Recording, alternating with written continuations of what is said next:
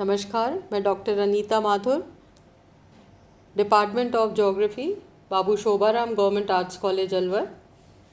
Bio geography के विषय में हम अध्ययन कर रहे थे बीए ऑनर्स पार्ट 2 के स्टूडेंट्स के लिए। और हमारी पिछली कक्षा में हमने इसका एक इंट्रोडक्टरी रूप आपको बताया था कि क्या ये विषय है, इसका क्या सब्जेक्ट मटेरियल है, किन किन चीज़ों को हम यहाँ पर अध्ययन करेंगे। तो अगर हम इसके विषय क्षेत्र की बात करते हैं, स्कोप ऑफ बायोज्योग्राफी या जैव भूगोल के विषय क्षेत्र की बात करते हैं, तो वो एक ऐसी चीज़ है जिससे हमें बिल्कुल ये अंदाज़ा हो जाता है कि ये क्या सब्जेक्ट है और किन किन चीज़ों का अध्ययन इसमें हमें करना है। तो देखिए कि हमारी पृथ्वी पर असंख्य जीव और वनस्पतियाँ प्रजातियाँ पाई जाती हैं, बहुत सारी प्रजातियाँ यहाँ पर पाई जाती हैं और ये सभी प्रजातियाँ एक निश्चित क्षेत्र में एक संतुलित संख्या में निवास करती हैं। इनका वातावरण से, अपने आसपास की चीज़ों से, अन्य प्रजातियों से एक इस प्रकार का संतुलन होता है जिससे इनका अस्तित्व बना रहता है। इनके बीच में ये जो संतुलन है, ये जब तक कायम रहता है तब तक हमारा जो वातावरण है, जो हमारा इकोसिस्टम है, वो एक आदर्श स्थिति में रहता है। परंतु यदि किसी भी कारण से इनकी संख्या और इनका क्षेत्र जो है उसमें परिवर्तन आ जाता है, या इनकी संख्या तेज़ी से बढ़ती है या बहुत तेज़ी से कम होती है, तो कहीं ना कहीं हमारा जो जैविक विश्व है उसमें एक असंतुलन की स्थिति जो है वो पैदा हो जाती है। इनमें बैलेंस जो है वो बैलेंस ख़त्म हो जाता है।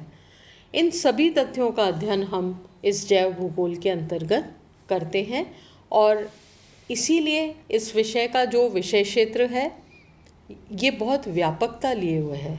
कोई भी एस्पेक्ट्स जो इसके होते हैं, चाहे वो पर्यावरण है, चाहे वो प्राणी समुदाय है, पादप समुदाय है, मानवीय समुदाय है, ये सारी चीज़ों के जो क्रियाकलाप हैं, इनका आपस में एक दूसरे से संबंध है, रिएक्शन है, वो सारी जो चीज़ें हैं वो इसका अध्ययन हम इसमें करते हैं। कोई भी पृथ्वी पर प्राकृतिक तत्व ऐसा नहीं है जो एक दूसरे के प्रभाव से मुक्त हो। कहीं ना कहीं ये लोग आपस में बहुत ज़्यादा कनेक्टेड हैं और वो कनेक्टेड होने की वजह से क्या है, ये इनके बीच जो अंतर संबंध है उसकी वजह से क्या है कि ये एक दूसरे के प्रभाव से मुक्त नहीं हो पाते हैं। और मुक्त नहीं होने का क्या परिणाम रहता है कि एक दूसरे पर निरंतर प्रभाव डालते रहते हैं। तो अगर हम जैव भूगोल के विषय क्षेत्र या स्कोप की अगर हम बात करते हैं तो हम एक एक पॉइंट लेते जाते हैं जिससे आपको इसके स्कोप के बारे में समझ में आ जाए कि एक्चुअली ये जो जैव भूगोल विषय है इसका क्या विषय क्षेत्र है, इसमें किन चीज़ों का अध्ययन हम यहाँ पर करते हैं। तो आज हम इसका अध्ययन प्रारंभ करते हैं और एक एक पॉइंट को हम लेंगे और उस पॉइंट को हम डिस्कस करते जाएंगे। बहुत सिंपल भाषा में, बहुत साधारण भाषा में ये सारी चीज़ें मैं आपको समझा रही हूँ और मुझे उम्मीद है कि ये सारी चीज़ें आपको अच्छे से समझ आएंगी। तो सबसे पहला जो जैव भूगोल के विषय क्षेत्र है या इसके अध्ययन का उद्देश्य है वो है जैविक विश्व का अध्ययन करना। तो जैव भूगोल का ये प्रथम उद्देश्य है कि हमारी पृथ्वी पर जितना भी लिविंग थिंग्स पाई जाती हैं उनका अध्ययन हमें करना है। जितने भी जीव जंतु प्रजातियां हैं, जितने भी वनस्पति की प्रजातियां हैं, ये प्रत्यक्ष या अप्रत्यक्ष रूप से एक दूसरे से जुड़ी होती हैं, साथ ही साथ एक दूसरे पर प्रभाव डालती हैं, एक दूसरे की संरचना पर प्रभाव डालती हैं। इनकी संख्या, इनका क्षेत्र एक दूसरे को डायरेक्टली प्रभावित करता है। इसीलिए जैव भूगोल का एक इम्पॉर्टेंट जो उद्देश्य है वो इस जैविक वर्ल्ड का या जैविक विश्व का अध्ययन करना है। और आप ये देखिए कि यदि किसी प्रजाति विशेष की संख्या कम होने लगती है तो हम उसे संरक्षित करने के प्रयास प्रारंभ कर देते हैं। क्या कारण है इसका? क्योंकि हम नहीं चाहते कि वो चाहे जंतु प्रजाति हो या वनस्पति प्रजाति हो, वो विलुप्त ना हो। विलुप्त होने से क्या आशय है कि किसी भी प्रजाति का समूल नष्ट हो जाना, ख़त्म हो जाना, क्योंकि हम जानते हैं कि हम उसे रिक्रिएट नहीं कर सकते हैं। तो हम रिक्रिएट नहीं कर सकते तो हमें क्या प्रयास करने चाहिए कि हम उसको विलुप्त नहीं होने दें। अगर उसकी संख्या तेज़ी से कम हो रही है तो हम उसके संख्या को, हम उसके विस्तार को इस प्रकार से संरक्षित करें, उसको इस प्रकार से हम ट्रीट करें कि उसको किसी भी प्रकार का संकट नहीं हो और पुनः वहाँ पर उस प्रजाति की संख्या बढ़ना प्रारंभ हो जाए।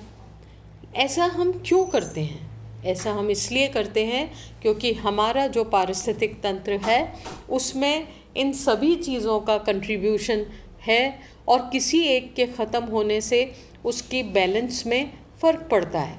इसलिए हम ये चाहते हैं कि हमारा जो पारिस्थितिक संतुलन है वो कायम रहे, और उसको कायम रखने के लिए हम क्या करते हैं कि सभी प्रकार के वनस्पति और जीवों को संरक्षित करते हैं ताकि पारिस्थितिक तंत्र का ये संतुलन है, ये संतुलन सदैव ही कायम रखें। अगर हम भारत में आप ये देखिए, अगर आप फॉरेस्ट पॉलिसी के बारे में पढ़ेंगे या आप इस तरह की जो रेड डाटा बुक है जहाँ पे सभी जीवों की संख्या और विस्तार उनका उसके ऊपर सारा पढ़ा जाता है, उसके बारे में रिसर्च की जाती है, तो हम ये देखते हैं कि भारत में बहुत ऐसी सेंचुरीज़ हैं जो अलग अलग जंतुओं को संरक्षित करने के लिए जिसका हम प्रयोग करते हैं। वहाँ पे हमारा उद्देश्य क्या होता है कि हम उसको विलुप्त होने से बचाएं। हम राजस्थान में रहते हैं, आपने देखा होगा जो ग्रेट इंडियन बस्टर्ड यहाँ का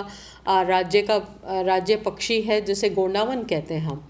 बीच में ऐसी स्थिति हो गई थी कि ऐसा लग रहा था कि कहीं गोंडावन नामक जो पक्षी है ये विलुप्त नहीं हो जाए, उनकी संख्या तेज़ी से कम हो रही थी। हमें इस चीज़ की इम्पोर्टेंस पता थी कि हमें उसको संरक्षित करना है क्योंकि बहुत कम ऐसी पक्षियों की प्रजातियां हैं जो वेस्टर्न राजस्थान के शुष्क क्षेत्रों में अच्छी तरह से निवास करती है, वहाँ के पारिस्थितिक संतुलन को बनाए रखती है। तो जब हमारे सामने ये चीज़ आई कि इनकी संख्या बहुत तेज़ी से घट रही है तो सरकारी स्तर पर इस प्रकार के प्रयास किए गए, उनको संरक्षित किया गया और उसका ये परिणाम निकला कि पुनः गोंडावन की संख्या जो है वो बढ़ने लगी है। तो ये एक अच्छा साइन है और हमें हमारे पारिस्थितिक तंत्र के संतुलन को बनाए रखने के लिए ये इस प्रकार के उपाय करते रहना चाहिए जिससे कोई भी जीव जो है वो विलुप्त ना हो पाए। जहाँ तक हम उसको संरक्षित कर सकते हैं हम उसको संरक्षित करें। तो इस प्रकार से जैव भूगोल का जो पहला उद्देश्य है या इसका विषय क्षेत्र है वो क्या है? जैविक विश्व का अध्ययन करना, वहाँ की परिस्थितियों का अध्ययन करना, जीवों और वनस्पति के बीच में जो संतुलन की स्थिति है उस संतुलन की स्थिति का अध्ययन करना।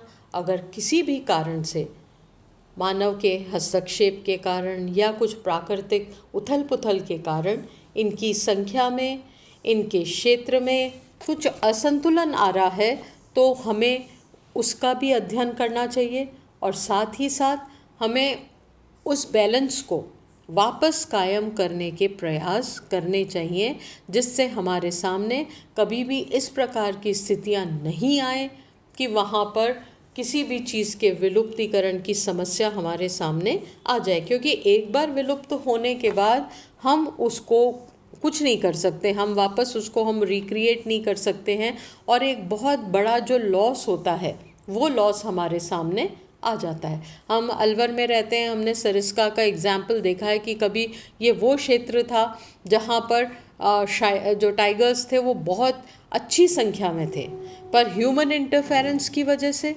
शिकार की वजह से धीरे धीरे यहाँ पर ये जो टाइगर प्रोजेक्ट जिसे हम कहते थे वो टाइगरलेस टाइगर प्रोजेक्ट बन गया था। मतलब वहाँ पर ये शेर बिल्कुल ही ख़त्म हो गए थे और सालों तक इस प्रकार की स्थिति बनी रही जो कि बहुत ही घातक स्थिति थी। फिर सरकारी स्तर पर प्रयास किए गए। सवाई माधोपुर में जो रणथंभौर टाइगर सेंचुरी है वहाँ से यहाँ पर टाइगर को लाकर बसाया गया। वो भी एक बहुत लंबा, बहुत टीडियस प्रोसीजर था क्योंकि यहाँ आने के बाद भी उनको उनमें रिप्रोडक्शन शुरू होने में बहुत लंबा समय लगा, परंतु अब हमारे लिए ये एक अच्छी स्थिति है और हम उम्मीद करते हैं कि भविष्य में वो जो क्षेत्र है वो अपना अस्तित्व, वहाँ के जो जीव जंतु हैं, वनस्पति है, वो ये उनमें एक संतुलन कायम रहेगा और हम ये विलुप्तीकरण की समस्या को वहाँ पर दूर कर देंगे। तो हमारा जैव भूगोल के अध्ययन का जो सबसे इम्पॉर्टेंट उद्देश्य है वो है जैविक विश्व का अध्ययन करना। कल की कक्षा में हम और सभी तत्वों के बारे में बात करेंगे। Thank you.